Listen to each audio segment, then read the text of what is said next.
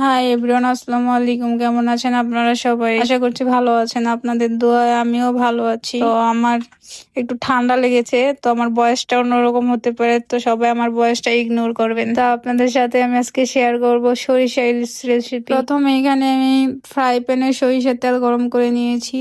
তারপরে এর মধ্যে পেঁয়াজ আর সরিষা পেস্ট দিয়ে দিলাম, দিয়ে এটাকে ভালো করে নেড়ে চেড়ে কতক্ষণ ভেজে নেব।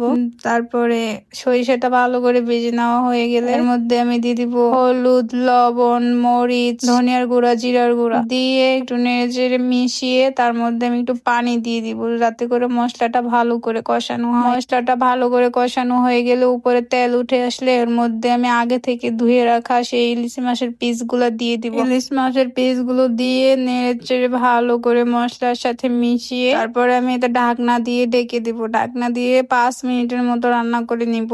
তারপর 5 মিনিটের মধ্যে আমি একটু নাড়াচাড়া করে দিব। তারপরে ঢাকনাটা খুলে একটু নাড়াচাড়া দিয়ে এর মধ্যে আমি ফুটন্ত গরম পানি দিয়ে দিব। গরম পানি দিয়ে আবারও নেড়ে ঢাকনা দিয়ে ঢেকে দেব। ঢাকনা দিয়ে ঢেকে আমি এবার 10 মিনিট রান্না করে নিব। তারপরে আমি ঢাকনাটা খুলে 2টা কাঁচামরিচ ফালি করে এর মধ্যে দিয়ে দিব, যাতে ঘ্রাণটা ভালো আসে এজন্য। এই তো আমার ইলিশ মাছ রান্না প্রায় শেষের দিকে। তো আমার আজকে সরিষা ইলিশের রেসিপিটা কার কাছে কেমন লেগেছে অবশ্যই কমেন্ট করে জানাবেন।